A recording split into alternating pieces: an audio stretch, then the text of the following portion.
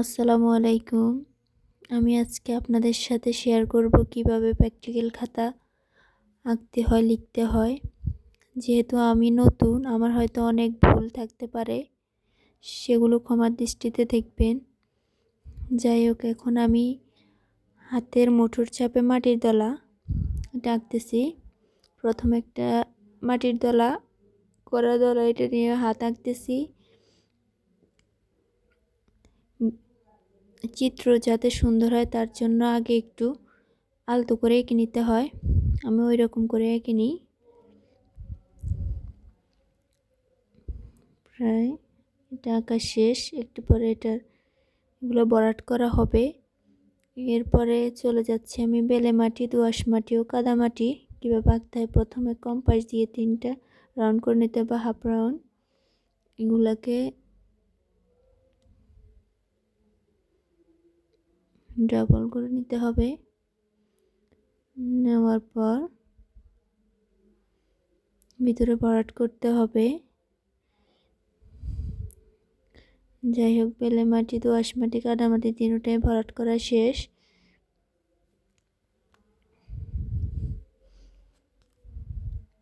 এবার আবার চলে আসলাম মাটির দলাগুলোকে ভরাট করে নিতে হবে।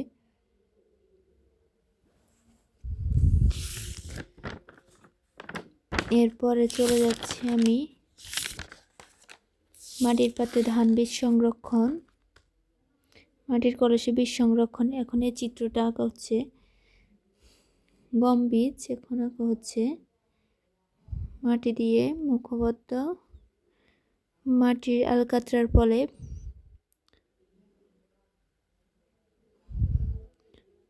গুলো হচ্ছে কলসে বীজ সংরক্ষণ। এই তো আঁকা শেষ।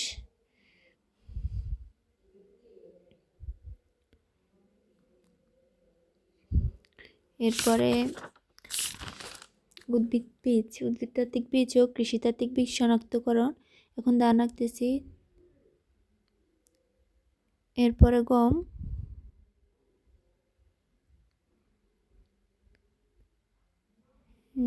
আঁকতেছি, তো শেষ। এবার সিম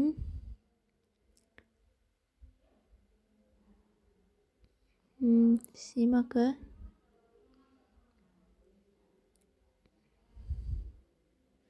এবার আলু আঁকা। আলুর সাইজটা অনেক সময় হয় না, যাই হোক অনেক কষ্ট করে মোছা লাগে। পরে দেখি যে না, সুন্দর হয়েছে। এরপরে কলা গাছ।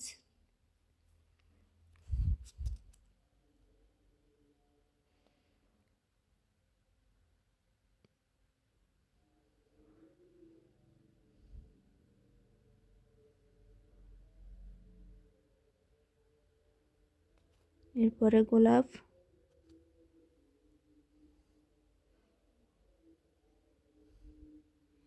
গোলাপটা শেষ। এখন গোলাপের পাতা দিতে হবে। পাতাগুলো একটু কাটা কাটা থাকে।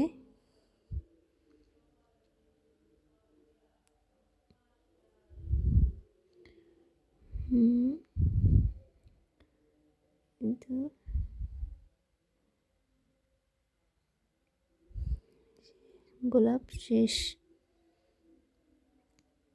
এবার হচ্ছে আদা।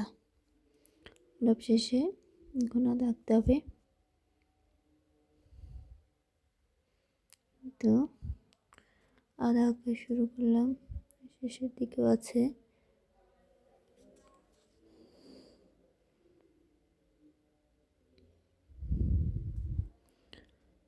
এগুলোকে হালকা হালকা ভরাট করতে হবে।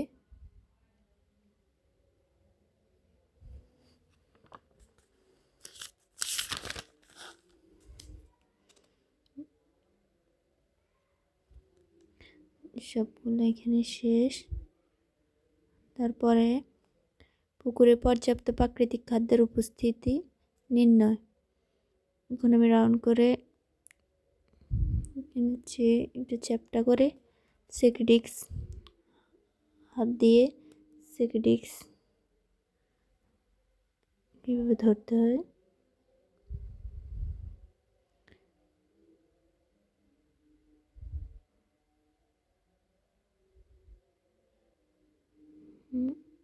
এখন দুই পাশ ভরাট করতে হবে। ভরাট করা শেষ হলে স্কেল নিয়ে হালকা পানি ছিটা দিতে সেটা বোঝাতে হবে। যাই হোক, পানি ছিটা দেওয়া শেষ। এখন পুকুরে প্রাকৃতিক খাদ্য পরীক্ষা, ঘাস পরীক্ষা, ওইটা পানি হাতে নিয়ে গ্লাস নিয়ে পরীক্ষা করতে হয়। গ্লাসে নিয়ে পরীক্ষা।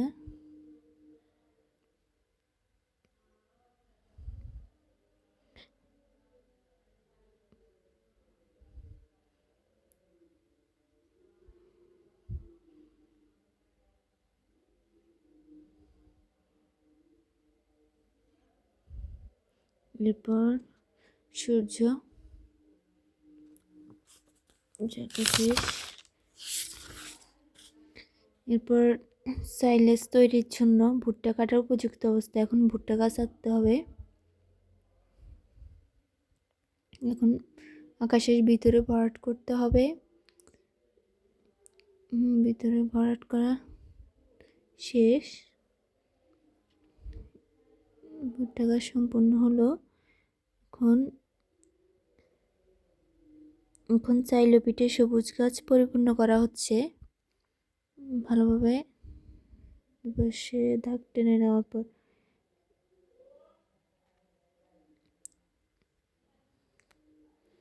জমি হচ্ছে পরে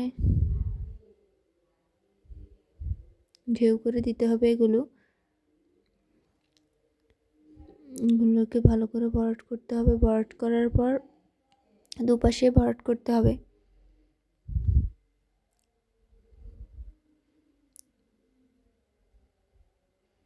দুপাশে ভরাট শেষ হলো। এবার ভিতরে একটা গাড়ি আঁকতে হবে, চাষের গাড়ি। শেষ হলো। এবার হালকা ঘাস ছিটা দিতে হবে। ঘাস ছিটা দেওয়া শেষ।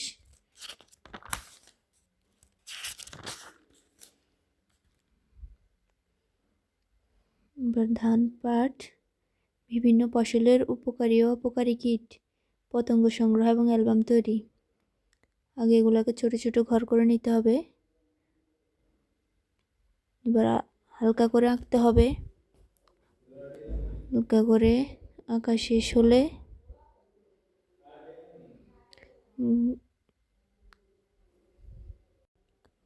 হালকা করে আঁকা শেষ। সবগুলো হালকা করে এঁকে নিচ্ছি।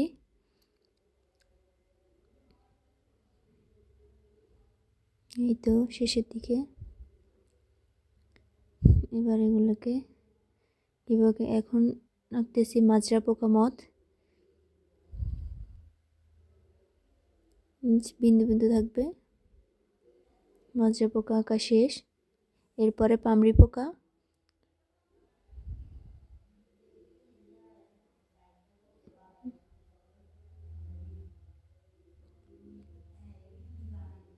পামড়ি পোকা, তারপর গান্ধী পোকা। গান্ধী পোকা আঁকা শেষ। তারপর সবুজ পাতা ফড়িং। তারপর নেকড়ে আঁকা শুরু করলাম।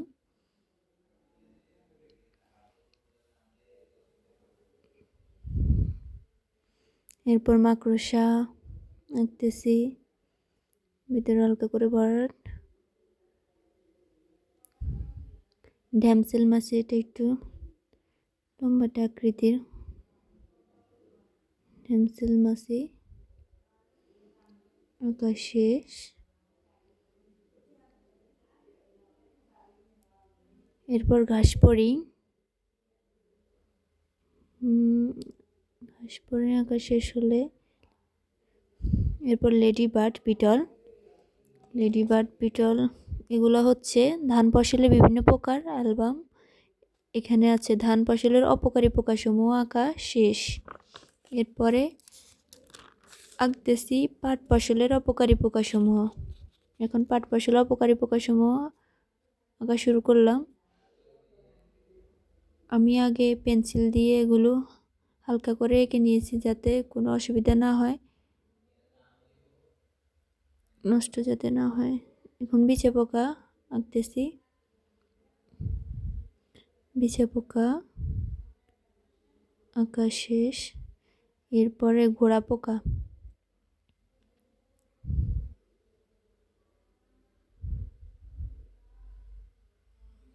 ভিতরে বিন্দু বিন্দু দিতে হবে। ঘোড়া পোকা আঁকা শেষ। এখন উড়ছুঙ্গা,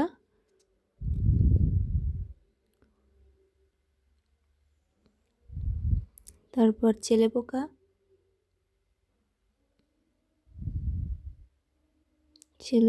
আঁকা শেষ। এগুলো হচ্ছে পাট ফসলের অপকারী পোকাসমূহ। এরপরে আমার সুবিধার জন্য আমি এগুলোকে প্রথমে আলতো করে এঁকে নিয়েছি, পেন্সিল দিয়ে হালকা করে এঁকে নিয়েছি। এগুলো হচ্ছে ওষুধ উদ্ভিদের নমুনা। এখন থানকুনি পাতা আঁকতেছি, তারপরে তুলসী পাতা, এই তো তুলসী পাতা।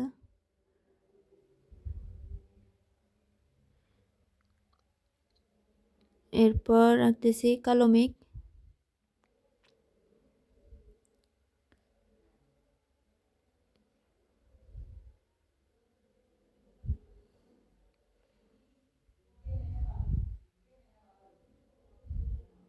এরপর আঁকতেছি ভাসক।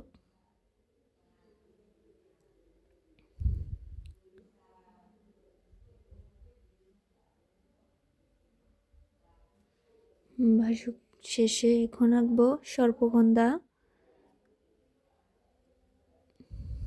সর্পগন্ধা আঁকতেছি।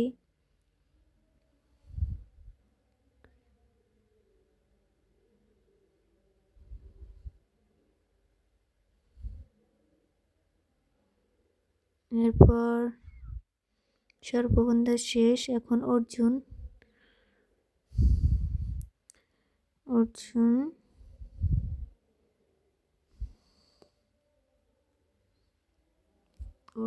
আঁকা শেষের দিকে।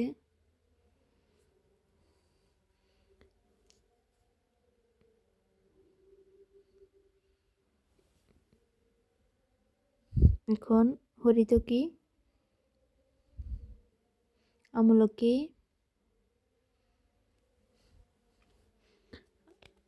আর তিনটে রয়েছে। বহেরা আঁকা শেষ। নিশিন্দা।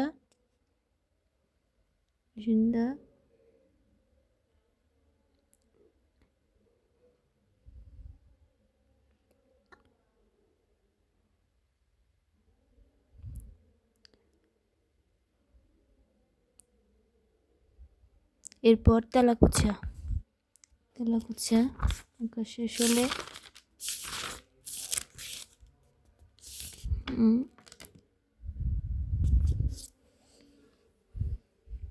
তেলাকুচা আঁকা শেষ। এরপর গোল কাঠ বা তক্তা। এখন গাছের গুঁড়ি আঁকবো। গুঁড়ি আঁকা শুরু করলাম। স্কেল দিয়ে রাখতে না শেষ করে এখন আঁকতেছি যে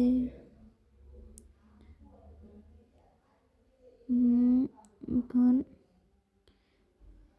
ওগুলোকে ভরাট করে নিতে হবে হালকা করে।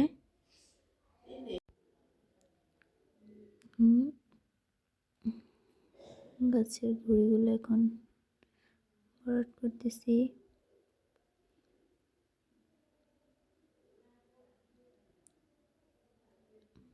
একটু পর গাছের চালগুলোকে একটু পাটা পাটা করে দিতে হবে।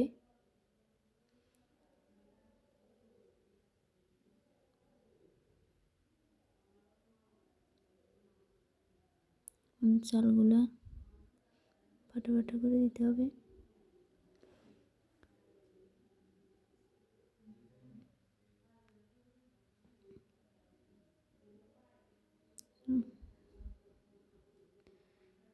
দেওয়া শেষ। আর উপরেরটা ক্যামেরার দিকে খেয়াল না করার কারণে ভিডিওটা ভালোভাবে করতে পারিনি। যাই হোক, চিত্র পরেরটা হচ্ছে পেন্সিল।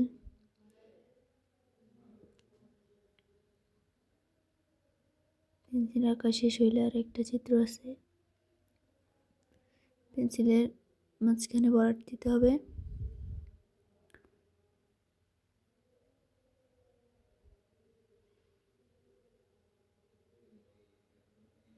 বরাট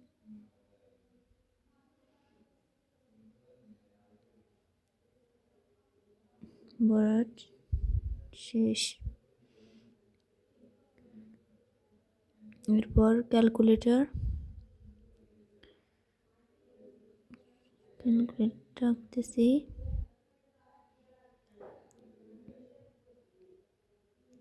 আর একটু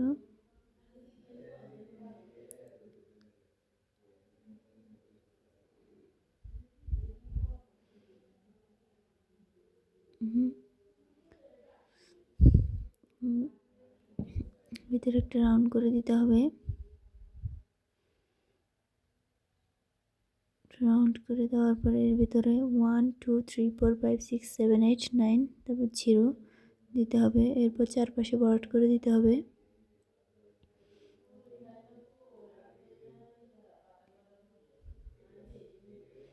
বরাট পাশে বরাট করে দিতে হবে।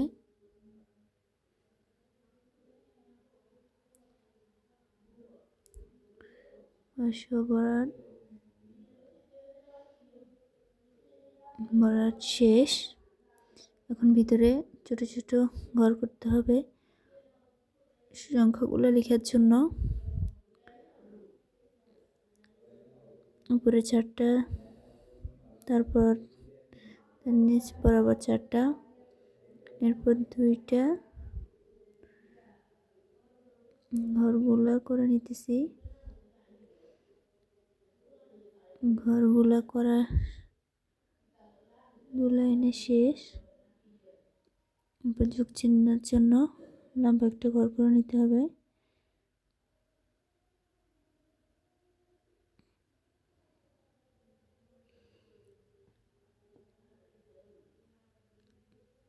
এরপর ভিতরে এগুলা গাঢ় করে দিতে হবে পেন্সিল দিয়ে।